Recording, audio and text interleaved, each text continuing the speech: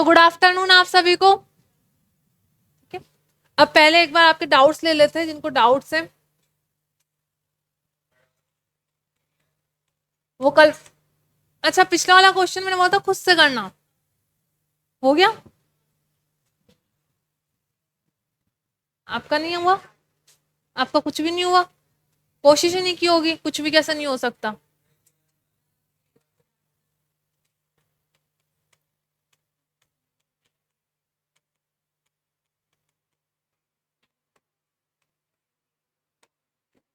देखिए, factor cost और market price का मतलब क्या होता है, एक बार जिनको डाउट है वापस देख लीजिए। इकोनॉमिक्स में होते हैं 4 फैक्टर ऑफ प्रोडक्शन।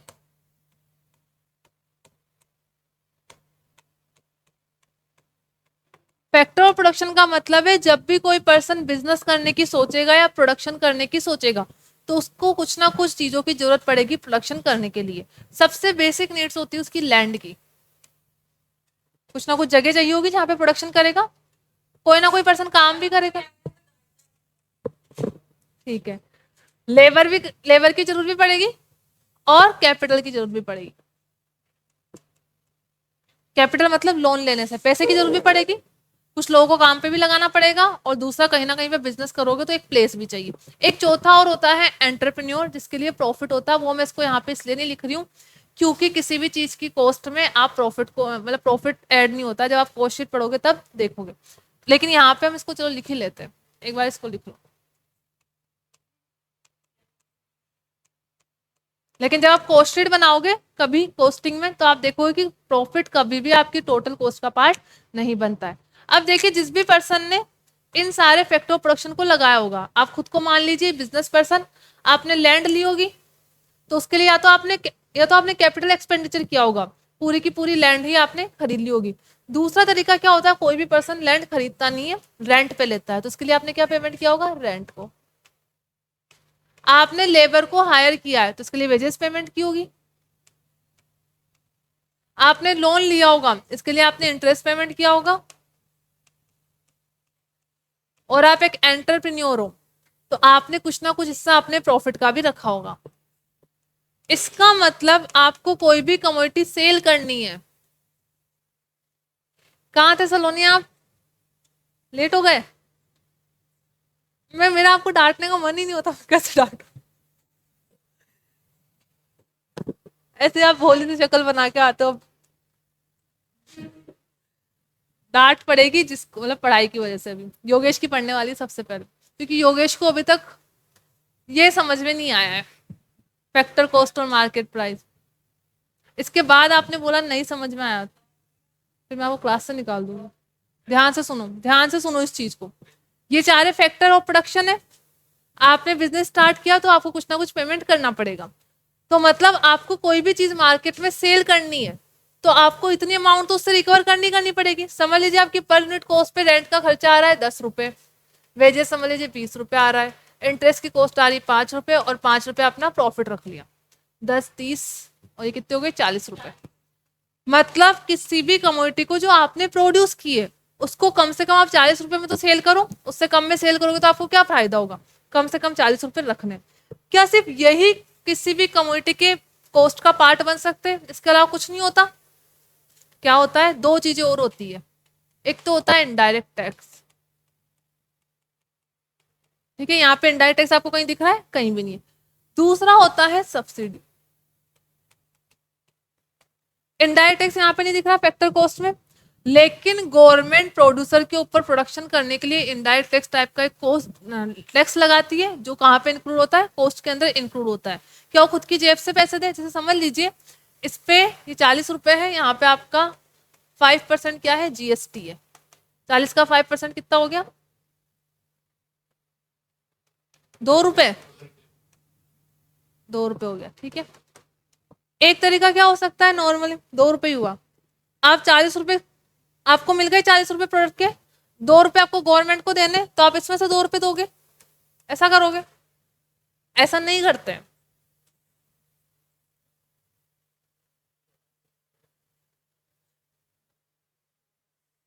ठीक है, आपको 2 रुपए गवर्नमेंट को पे करने हैं, आपको ऐसे पे नहीं करना। क्या करना है आपको, ये 2 रुपए इसकी कॉस्ट में इंक्लूड करने हैं। इसका मतलब पहले आप 40 रुपए में सेल कर रहे थे ना, इसको 42 रुपए में करो, ठीक है। इसमें से 2 रुपए गवर्नमेंट को दो, आपके 40 रुपए आपके पास रहेंगे। एक क्या हो सकता है, गवर्नमेंट ने आपको सब्सिडी दी होगी, सब्सिडी मतलब फाइनेंशियल असिस्टेंस दिया होगा, जिससे आपकी कॉस्ट कम होगी। समझ लीजिए आपने ये प्रोडक्ट बनाया, इस पे 5 रुपए आपको सब्सिडी मिली, ठीक है। तो सब्सिडी आपका बेनिफिट है, तो आपकी कॉस्ट में से क्या हो जाएगा, कम हो जाएगा। तो इस 40 रुपए में से 2 रुपए तो आपको गवर्नमेंट को देने, वो तो ऐड कर दो, गवर्नमेंट ने जो सब्सिडी दी है उसको लेस कर दो। तो ये फैक्टर कॉस्ट किस में कन्वर्ट हो जाएगी, मार्केट प्राइस में। मार्केट प्राइस का मतलब है आपको किसी भी कमोडिटी की वो प्राइस कैलकुलेट करनी है जिसमें उस कमोडिटी को आपको मार्केट में सेल करना है। तो फैक्टर कॉस्ट में इनडायरेक्ट टैक्स ऐड कर दो, सब्सिडी लेस कर दो, तो क्या आ जाएगी, मार्केट प्राइस आ जाएगी। मार्केट प्राइस से वापस फैक्टर कॉस्ट पे जाना है, तो आपने सब्सिडी लेस की थी तो सब्सिडी ऐड कर दो, इनडायरेक्ट टैक्स लेस किया था तो इनडायरेक्ट टैक्स ऐड कर दो, तो ऐसे मार्केट प्राइस से फैक्टर कॉस्ट पे चल जाएंगे। अब क्लियर है, कोई डाउट? खुद से भी खरीद सकते हैं। देखिए लैंड रेंट पे इसलिए रहते हैं, हो सकता है फ्यूचर में आपको कभी बिजनेस शिफ्ट करना पड़े, इसलिए जनरली बिजनेस पर्सन क्या होते हैं, रेंट पे लेते हैं। जैसे हमने भी ये रेंट पे ही ले रखी है, ठीक है। एक तरीका ये भी कि हम इसको खरीद ले, लेकिन खरीदने में क्या होगा फिर हमें, अभी आपने सुना होगा जयपुर में जो कोचिंग सेंटर्स है वो हाँ वो हमारे घर के पास उधर ही है, लेकिन वो अभी तक उसमें से किसी ने शिफ्ट ही नहीं किया है। लेकिन फ्यूचर में जब इतने करोड़ रुपए गवर्नमेंट ने खर्च किए तो सारे कोचिंग उधर शिफ्ट ही होंगे। तो इसलिए अगर कोई भी पर्सन एक बिल्डिंग को खरीद लेगा ना तो वो बाउंड हो जाएगा। फ्यूचर में जब गवर्नमेंट की पॉलिसीज चेंज होगी तो आपको सेल करनी पड़ेगी, तो इससे बढ़िया क्या कर लो, आप रेंट पे ले लो। अब ये डिफर करता है, कोई कॉस्ट कैलकुलेशन कर सकता है कि मुझे लैंड को खरीदने में और रेंट पेमेंट करने में किस में ज्यादा फायदा आ रहा हो, तो उसके अकॉर्डिंग ही लेगा। लैंड को खरीदोगे तो लैंड में जितना पैसा खर्च किया वो सारा आ जाएगा, नहीं खरीदे तो रेंट वाला अमाउंट आ जाएगा, ठीक है। तो आपके सारे क्या हो गए, फैक्टर कॉस्ट का पार्ट बन गए। फैक्टर कॉस्ट में आपने इनडायरेक्ट टैक्स को ऐड कर दिया, सब्सिडी को लेस कर दिया, तो कहां तक पहुंच गए, मार्केट प्राइस तक पहुंच गए। क्लियर है यहाँ तक? और वहां उस दिन मतलब परसों वाला जो क्वेश्चन था, परसों या कल, परसों मतलब सैटरडे को कर लिया सभी ने, फ्राइडे को था, कर लिया आप सबने। तो अब आप कोशिश करना, आप कंसेप्ट क्लियर हो गया, आप हो जाएगा। योगेश आप भी कोशिश करना। कहाँ थे, इतने लेट हो गए? अच्छा बैठो, चलो अब हम लिखेंगे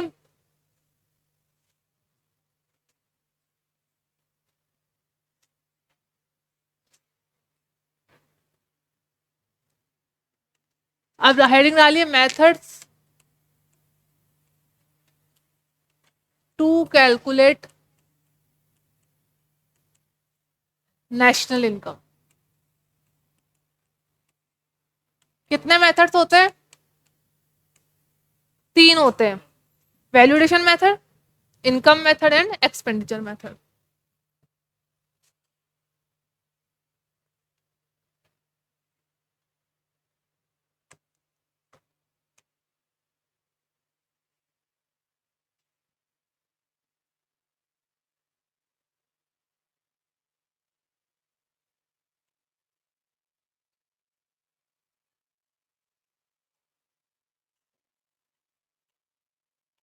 वैल्यू एडिशन मेथड एक है आपका, इनकम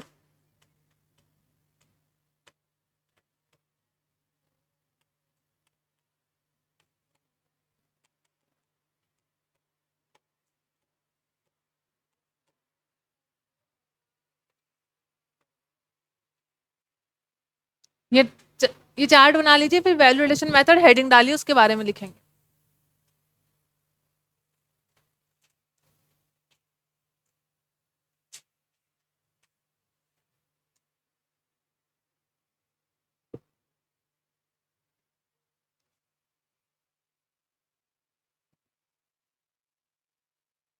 यहाँ पे ब्रीफ में लिख लीजिए, फिर डिटेल में और लिखेंगे। जैसे वैल्यू एडिशन में हम करेंगे, अगर हमें नेशनल इनकम कैलकुलेट करनी है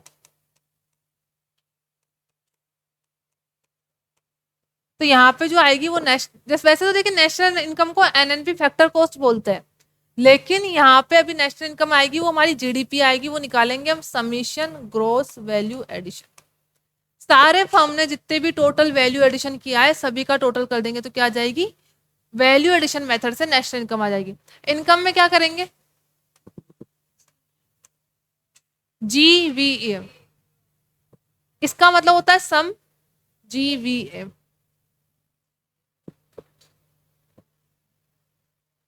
इस पे आएगा रेंट प्लस वेजेस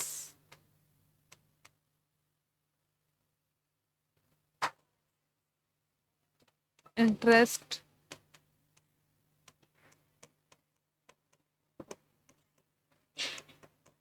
इसमें लिखिए C plus I plus G plus X minus M। सी मतलब, सी मतलब क्या आता है? आई मतलब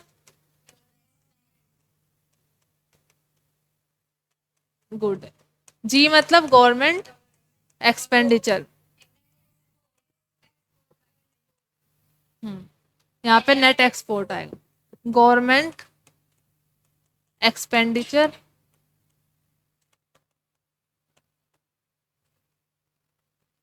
एक्स माइनस एम मतलब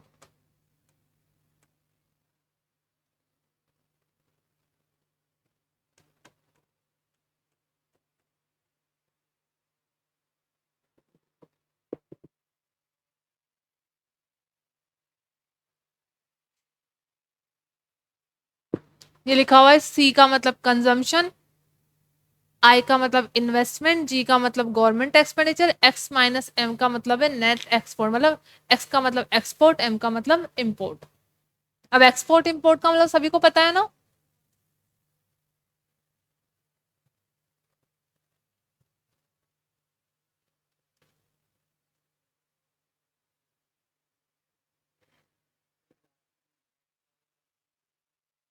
क्या नेट के बाद एक्सपोर्ट?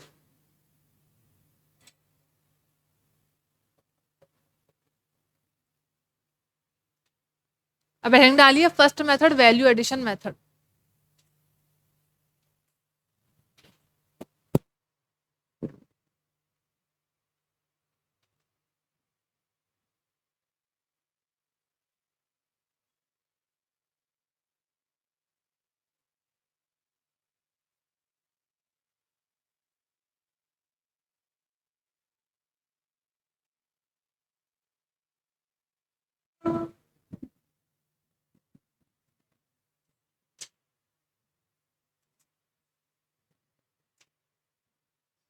क्या खोल रखा है आपने?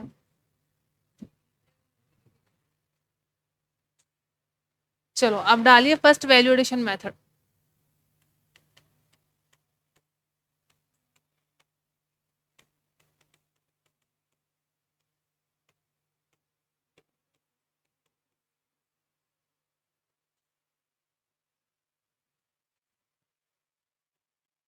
To calculate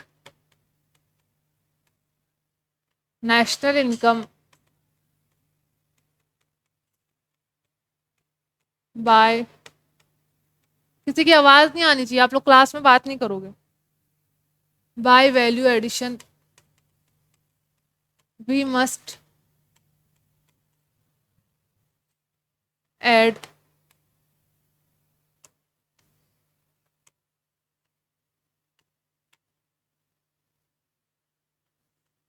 all value addition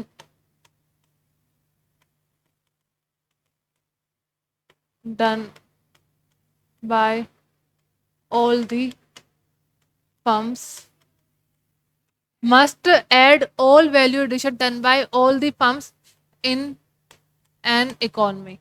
एक इकोनॉमी में जिस जिस फर्म ने जितना वैल्यू एडिशन किया सबको टोटल कर दीजिए।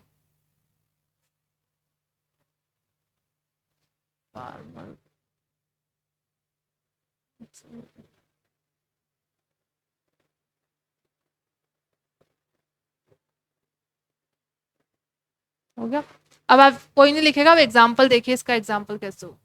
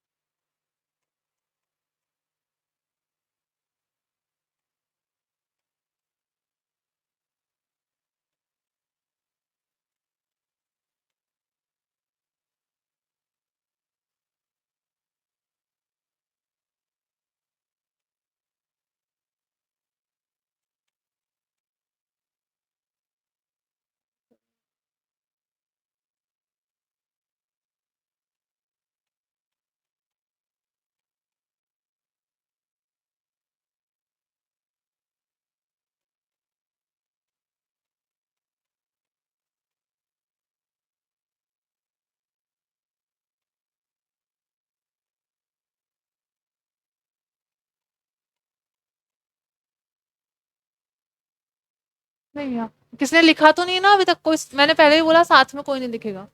यहाँ पे मैन्युफैक्चरर को भी ऐड करना है। ये गलत हो गया है।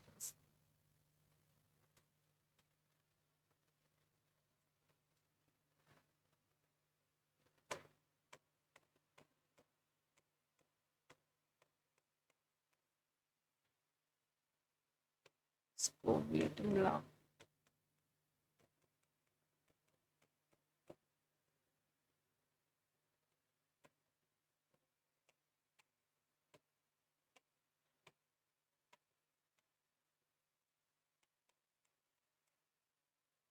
$15,000 हो गया। इसके बाद आएगा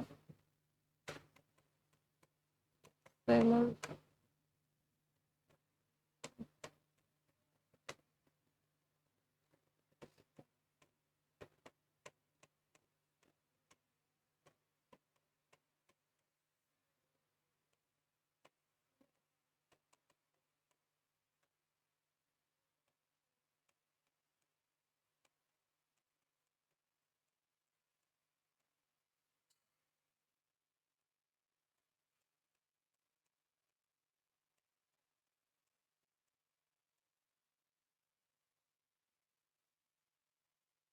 इसको 1 kg का बना देते हैं।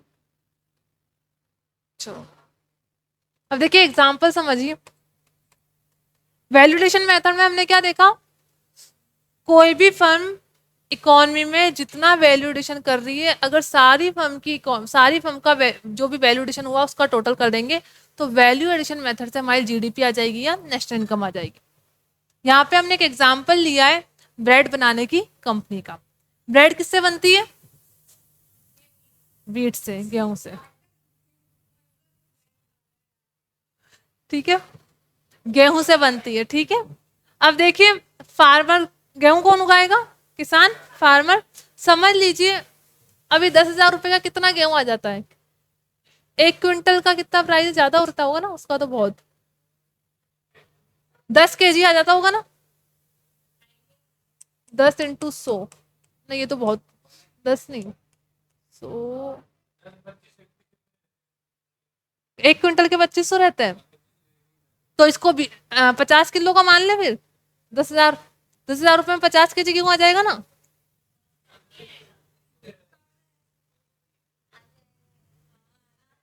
आ जाएगा ना। आप इसको 50 kg का मान लो। ठीक है, समझ लीजिए आपको 50 के ब्रेड बनानी है, उसके लिए आपको 50 kg गेहूं की जरूरत है। तो सबसे पहले आप जो मैन्युफैक्चर होगा कहाँ जाएगा? फार्मर के पास। फार्मर ने जो कॉस्ट गेहूं बनाया था, उगाया था, उसकी कॉस्ट आई थी ₹10,000। क्या 10,000 में सेल कर दे?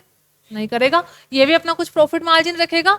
तो जैसे ही मैन्युफैक्चर उसके पास गया, वो गेहूं जिसकी कॉस्ट 10,000 रुपए थी उसने कितने में सेल कर दिया? इसको 12,000 रुपए में। किसान ने अपने लेवल पे वैल्यूडेशन कितना किया? 2,000। ये हो गया पहला। अब मैन्युफैक्चरर ने क्या करा? ब्रेड बनाई। ब्रेड बना के किसको सेल करेगा? होलसेलर को सेल करेगा। इसका जो टोटल इसने खर्चा कितने पे किया था? 12,000 रुपए। 12,000 रुपए की इसकी कॉस्ट आई थी। इसने जो भी मैन्युफैक्चरिंग प्रोसेस की, अपना खर्चा किया, ब्रेड बनाई, उसके 3,000 रुपए लग गए एक्स्ट्रा। ठीक है, तो यहाँ पे अगले पर्सन को जो सेल करेगा होलसेलर को, 12,000 में तो करेगा नहीं, अपना प्रॉफिट मार्जिन भी ऐड करेगा। तो इसने अपने लेवल पे कितने किए? 3,000। अब होलसेलर क्या करेगा? मैन्युफैक्चरर से खरीद के लाया, क्या डायरेक्ट कंज्यूमर को सेल करेगा? नहीं, वो रिटेलर को सेल करेगा। तो होलसेलर भी अपना कुछ ना कुछ प्रॉफिट मार्जिन रखेगा। इसने मैन्युफैक्चरर से 15,000 रुपए में खरीदे और सेल कितने में किया? 17,000 रुपए में। तो यहाँ पे कितना वैल्यूडेशन किया? 2,000 रुपए का। और रिटेलर फाइनली किसको सेल करेगा? कंज्यूमर को। रिटेलर ने 17,000 रुपए में खरीदे। अब जो टोटल हमने ऊपर 50 kg गेहूं खरीदा था, उसकी जो ब्रेड बनी है उसकी प्राइस कितनी हो गई? टोटल 20,000। यहाँ पे रिटेलर ने कितना किया? 3,000। ठीक है, इसको बोला जाता है वैल्यू एडिशन मेथड से जीडीपी। अब देखिए यहाँ पे ये सब तो वैल्यू एडिशन है, क्या यहाँ पे ये वाले 10,000 रुपए इंक्लूड हो गए क्या? नहीं हुए।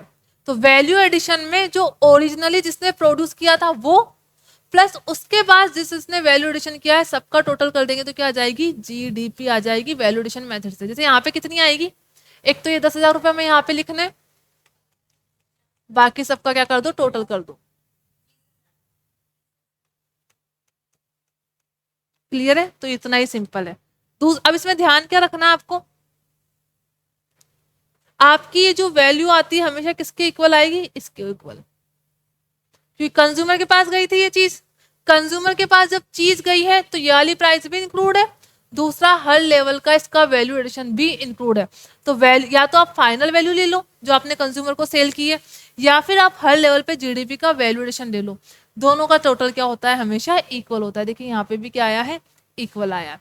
दूसरी बात, जब भी वैल्यू एडिशन मेथड से हम जीडीपी कैलकुलेट करते हैं या नेशनल इनकम कैलकुलेट करते हैं तो इंटरमीडिएट गुड्स की वैल्यू को इंक्लूड नहीं करते। जैसे यहाँ पे इंटरमीडिएट गुड्स कौन से है, इस वाले केस में क्या हो गया 12,000, यहाँ पे कौन सा है 15,000। मतलब फार्मर ने जब तक कंज्यूमर को सेल नहीं कर दिया था इसके बीच में ये प्रोडक्ट जहां जहां भी था सारा क्या था, इंटरमीडिएट गुड्स था। गुड्स दो टाइप के हो सकते हैं, एक तो इंटरमीडिएट गुड्स होगा मतलब वो गुड्स जिसको आप कंज्यूमर को सेल नहीं कर सकते, अभी मतलब उसमें प्रोसेस होना बाकी है। जब इंटरमीडिएट गुड्स पे फाइनल प्रोसेस हो जाती है तब वो फाइनल कंज्यूमर गुड्स बनता है। जैसे यहाँ पे गेहूं से किस में बना, ब्रेड में, तो गेहूं से जब ब्रेड बनी तो वो क्या हो गई, फाइनल कंज्यूमर गुड्स हो गई। तो वैल्यू एडिशन मेथड में कभी भी इंटरमीडिएट गुड्स की वैल्यू को नहीं इंक्लूड नहीं करते। तो इसका एक फॉर्मूला ये भी बन सकता है, एक तो आपको ये समझ में आ गया, ओरिजिनल वैल्यू जो थी फार्मर के पास वो प्लस सारे लेवल पे जो वैल्यूडेशन हुआ है उनका टोटल करोगे तो क्या आ जाएगा, जीडीपी आ जाएगा। एक फॉर्मूला और लिख लीजिए इसका,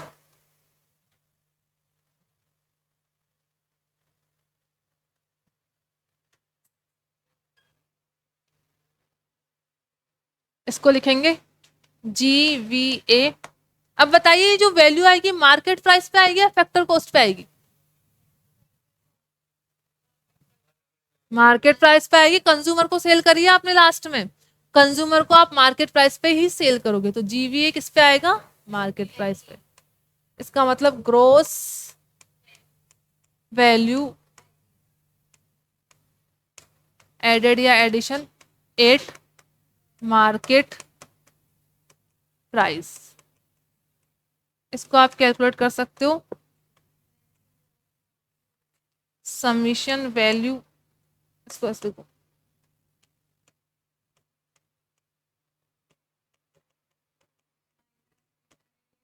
पहले चेंज इन स्टॉक ऐड करेंगे, चेंज इन स्टॉक, इसमें से लेस कर देंगे इंटरमीडिएट्स गुड्स या कंजम्पशन।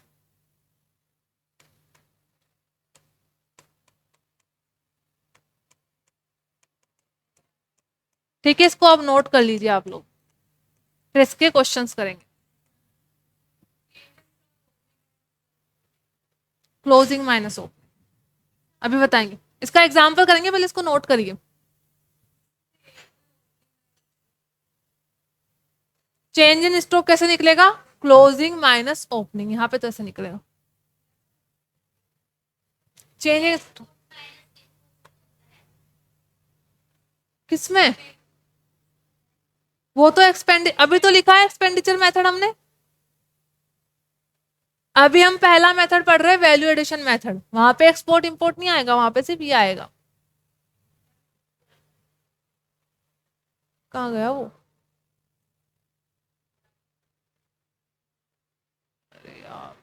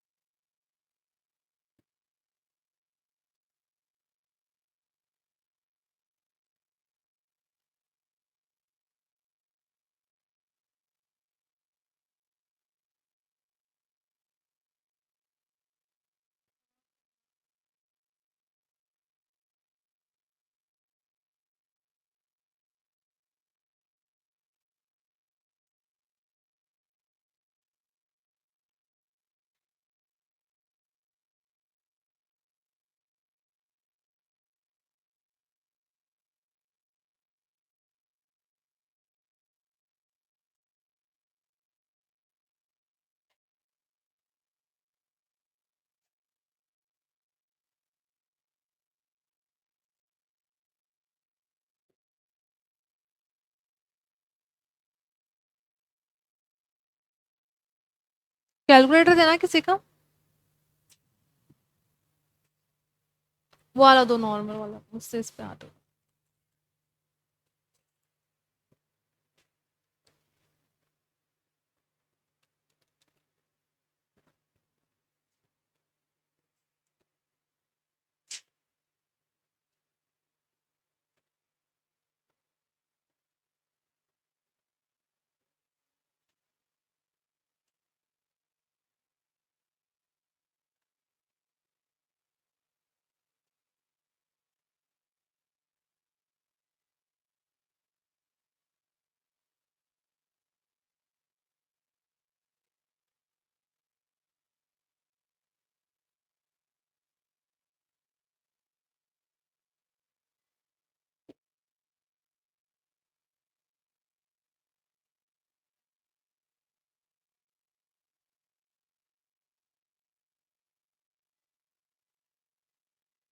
क्या हो गया, कितने पे कर रहे हो?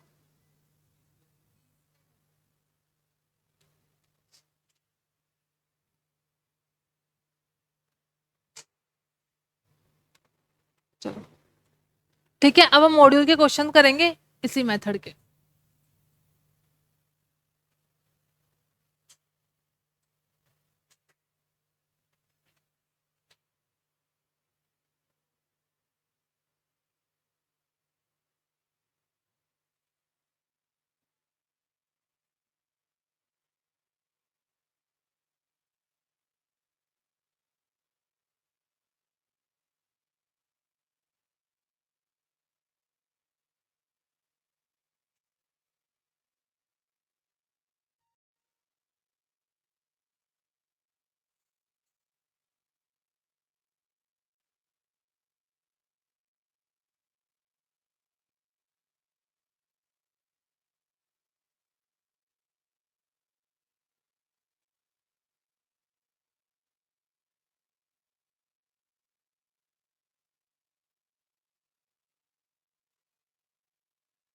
वैल्यूडेशन मेथड का,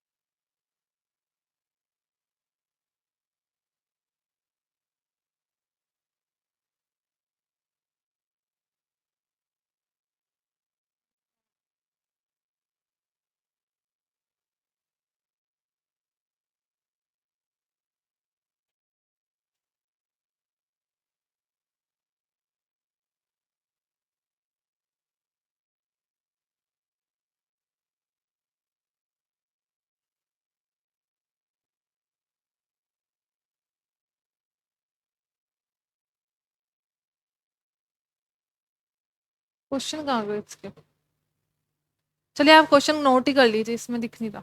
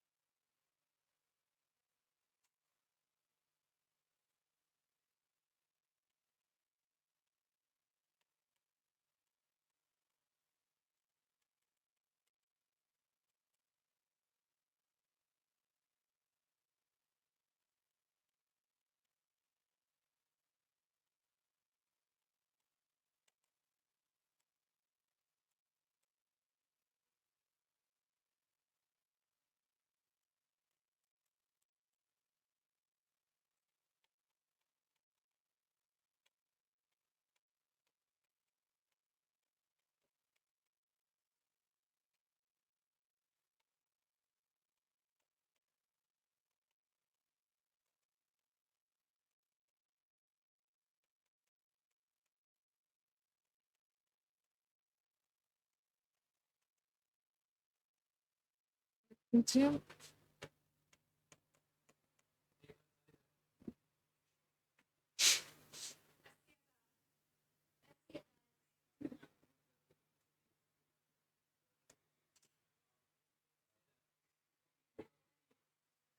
80,000 आएगा। आपने इसको भी ऐड कर दिया क्या? वैल्यू ऑफ इंटरमीडिएट कंजम्पशन तो क्या होगा, लेस होगा।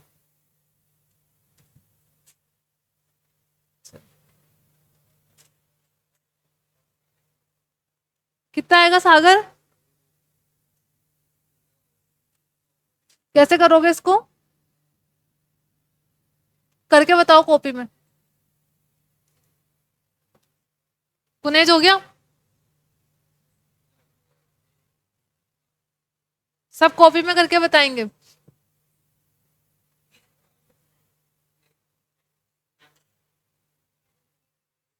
योगेश करो अपनी कॉपी में।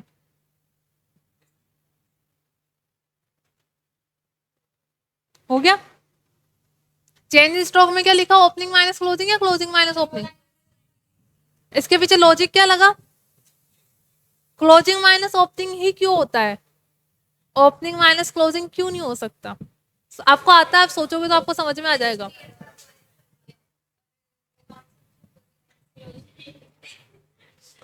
अपन को कैलकुलेट करना है इस साल का। ओपनिंग तो पिछले साल का आया है ना, और क्लोजिंग वाला इस साल का है। तो अपन को तो इस साल की जीडीपी कैलकुलेट करनी है, तो पिछले साल का प्रोडक्शन वाला, मतलब ये 30,000 तो पिछले साल की इकोनॉमी में ऑलरेडी काउंट हो चुके हैं, ये तो पिछले साल से बच के यहाँ पे आया है। तो हमें पिछले साल वालों को तो लेस करना है, करंट वालों को ऐड करना है, इसलिए क्लोजिंग माइनस ओपनिंग होता है।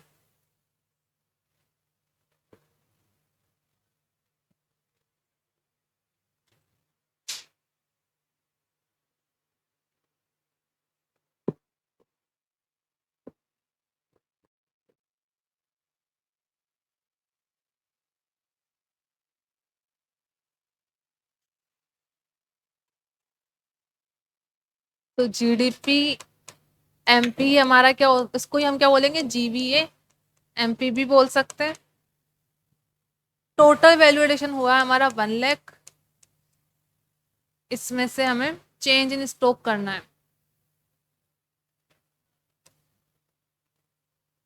Closing stock minus opening stock.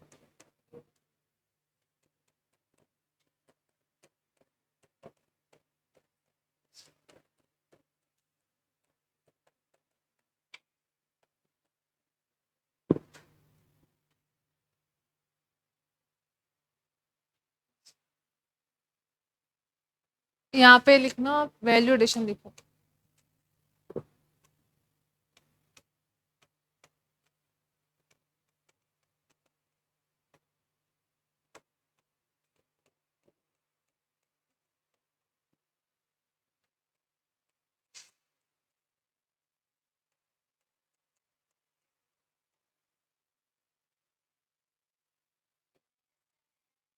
हाँ, इंटरमीडिएट गुड्स माइनस होगा 30,000।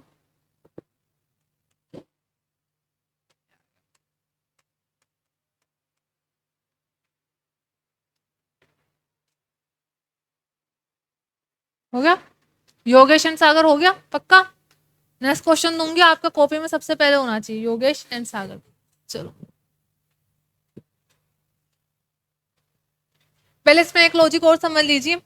हम इस वैल्यू एडिशन मेथड में सिर्फ वैल्यू एडिशन ही क्यों लेते हैं, ये फाइनल वैल्यू क्यों नहीं लेते हैं?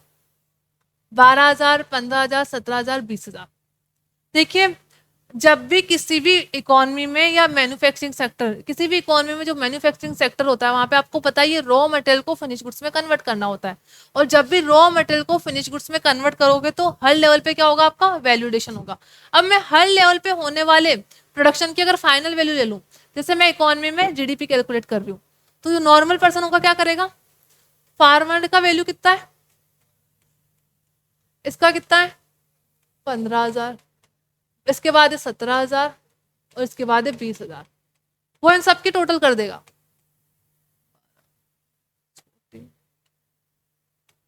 इसके अकॉर्डिंग जिस भी पर्सन ने हर लेवल पे होने वाली फाइनल वैल्यू का टोटल ले लिया, उसके अकॉर्डिंग जीडीपी कितनी आ रही है 64,000, लेकिन एक्चुअल में है कितनी 20,000।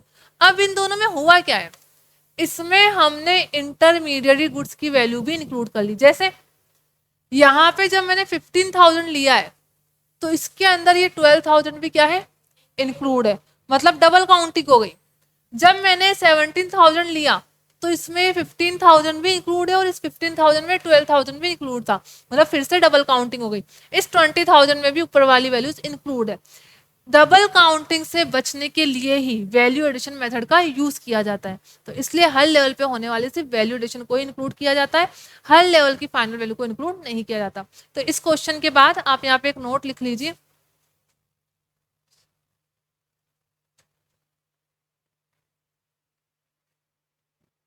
इसी के बाद लिख लीजिए आप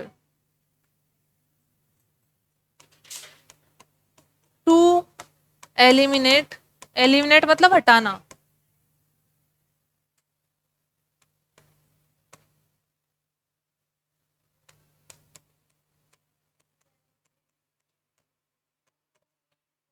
to eliminate the double counting of intermediary goods, we add only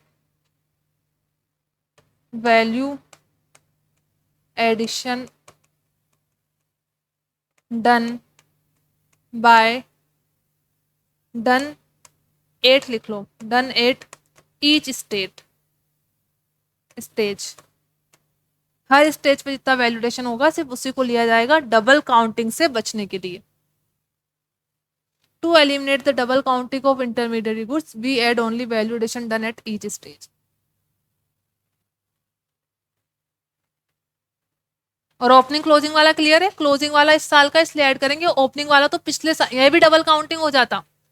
अगर आप 30,000 को वापस ऐड करते तो पिछले साल के जीडीपी में तो ऐड हो चुका है, क्योंकि पिछले साल का क्लोजिंग था, तो इस साल वापस ऐड करते तो क्या हो जाता, डबल काउंट हो जाता। इसलिए पिछले साल का तो हमने हटा दिया, इस साल का क्लोजिंग स्टॉक ऐड कर दिया। अब इसमें एक और क्वेश्चन लिखिए नेक्स्ट, ये हो गया सभी का।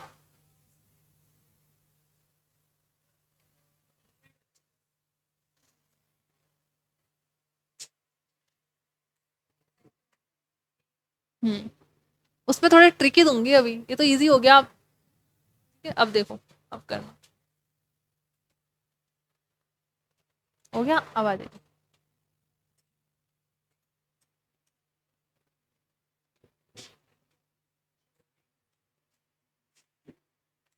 कैलकुलेट जीडीपी एफसी, इसको लो बाय वैल्यू एडिशन मेथड। इसमें लिखिए total value addition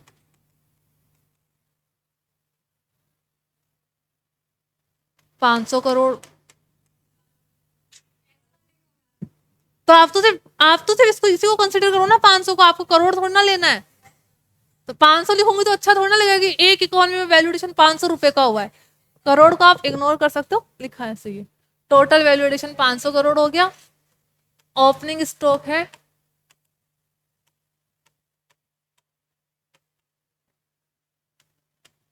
40 crore, closing stock है 20 करोड़, इंटरमीडिएट गुड्स वैल्यू है 100 करोड़, इनडायरेक्ट टैक्स है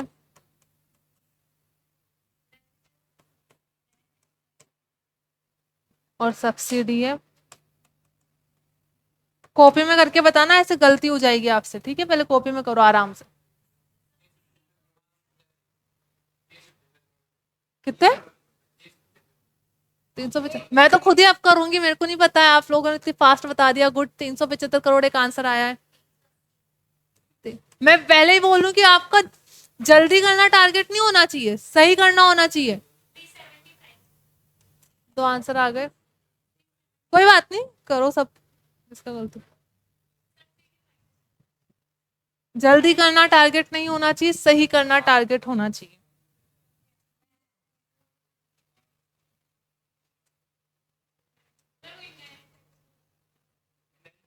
वैल्यू किस पे आएगी? एमपी पे अभी बताया था, तो एमपी को फैक्टर कॉस्ट में कन्वर्ट करना है।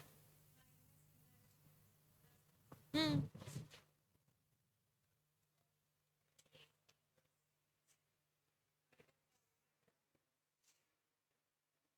हो गया कुनेज? नहीं हुआ? करो तो पहले, पहले तो आपको जीडीपी एमपी निकलेगा, फिर जीडीपी एमपी को जीडीपी एफसी में कन्वर्ट करना, क्योंकि जीवी एमपी और जीडीपी एमपी एक ही होता है।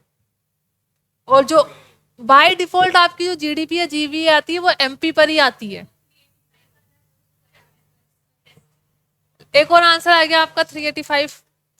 एक ऑप्शन और रह गया, फिर मैं ए बी सी डी दे पाऊंगी।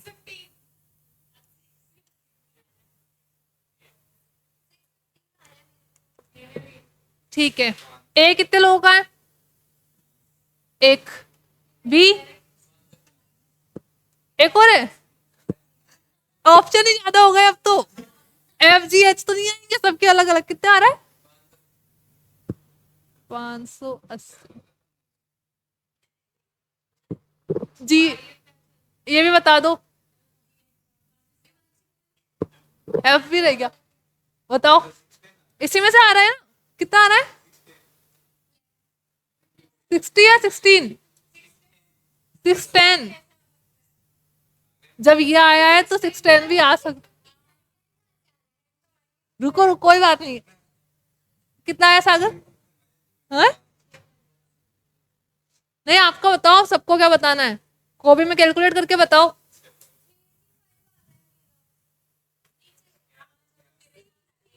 चलो अब अपन सोल्व कर लेते हैं, टाइम खत्म होने वाला है इसलिए।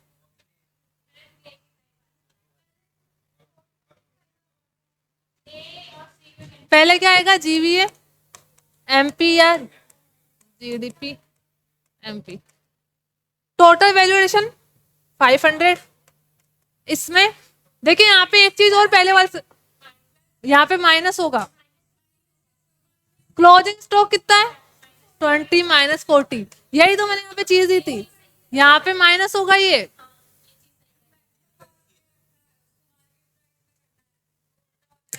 इस पहले तो आपको जीडीपी एमपी निकालना है, पहले तो closing stock minus opening stock निकालना है, इनडायरेक्ट टैक्स और वो सब्सिडी -20 आएगा, और इसके बाद आपको लेस करना है 100 करोड़। यहाँ पे कितना आएगा? 500 -20 -100, तो यहाँ पे आ जाएगा 380।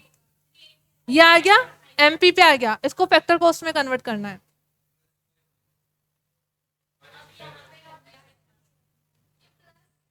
ये आया है आपका GDP MP is equal to 380 crore. आपको निकालना है जीडीपी एफसी। तो एमपी में इनडायरेक्ट टैक्स क्या हो चुका होता है? ऐड हो चुका होता है। आप जो चीज खरीदते हो उसमें इनडायरेक्ट टैक्स ऐड होता है। हमें वापस पीछे जाना है फैक्टर कॉस्ट में, तो इनडायरेक्ट टैक्स क्या करेंगे? ऐड हो चुका है तो लेस करेंगे ना। एमपी में इसमें ऑलरेडी इनडायरेक्ट टैक्स ऐड है, तो इसको लेस करेंगे। सब्सिडी इसमें से लेस हो चुकी है। यह आंसर किसका आया था? क्या आ रहा है इससे? ये 375 आपका आया था ना? Very good. सबसे पहले बता, इसमें ऑलरेडी प्लस है। जीडीपी एमपी आपका मार्केट प्राइस पे दे रखा है, इसका मतलब इनडायरेक्ट टैक्स ऑलरेडी इंक्लूड है। हमें आना किस पे?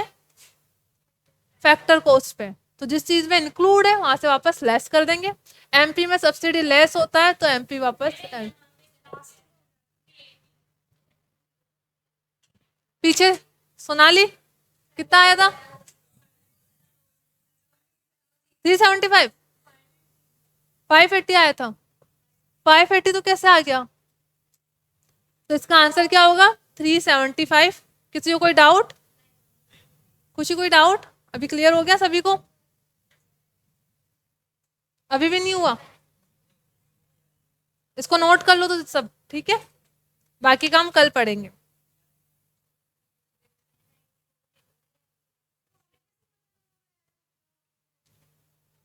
मैंने आपको क्या बताया, बाय डिफॉल्ट जीडीपी किस पे आता है? फोन रख दो अभी।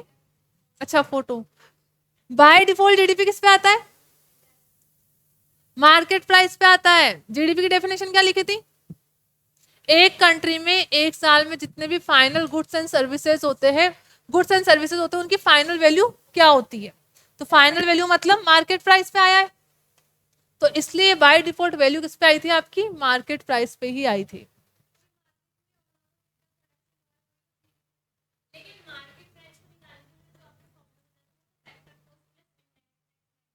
और यहाँ पे निकालना क्या है? फैक्टर कॉस्ट में उल्टा कर दोगे। एमपी में क्या था? इनडायरेक्ट टैक्स को, फैक्टर कॉस्ट में इनडायरेक्ट टैक्स को ऐड किया था, सब्सिडी को लेस किया था, तब तो मार्केट प्राइस आई थी। अब मार्केट प्राइस से फैक्टर कॉस्ट पे जाना है, तो मार्केट प्राइस में इनडायरेक्ट टैक्स ऑलरेडी इंक्लूड है तो लेस कर देंगे, सब्सिडी लेस है तो ऐड कर देंगे, ठीक है। वहां पे मैंने दोनों नहीं लिखवाए थे क्या? वहां पे सिर्फ मार्केट प्राइस का ही लिखवाया था क्या? तो आप फैक्टर कॉस्ट का खुद बना सकते हो, ठीक है। तो चलो बाकी काम कल पढ़ेंगे।